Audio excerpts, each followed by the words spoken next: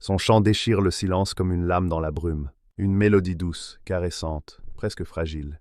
Mais chaque note porte un piège, et chaque mot murmuré rapproche la fin. Elle n'est pas une simple créature ailée. Elle est une prédatrice ancienne, une piégère d'âme, un filet de chair et de plumes tendu entre ciel et mort. Son corps est celui d'une femme métissée de corbeaux. De grandes ailes sombres battent lentement dans le vent. Ses jambes se terminent en serres acérées, assez puissantes pour briser un crâne. Sa peau est parcheminée, usée par les vents salés et la haine. Son visage, parfois sublime, parfois grimaçant, toujours trompeur. Elle porte les restes de ses victimes, colliers d'os, bagsternies, fragments de lames rouillées noués dans ses cheveux.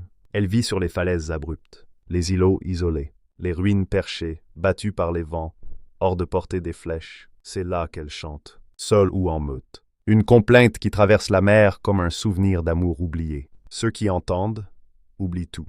Leur nom, leur mission, leur prudence. Ils avancent, bras ouverts, regards vides, et tombent. Parfois, la harpie les rattrape en plein vol. Parfois, elle les laisse s'écraser. Elle choisit, elle joue.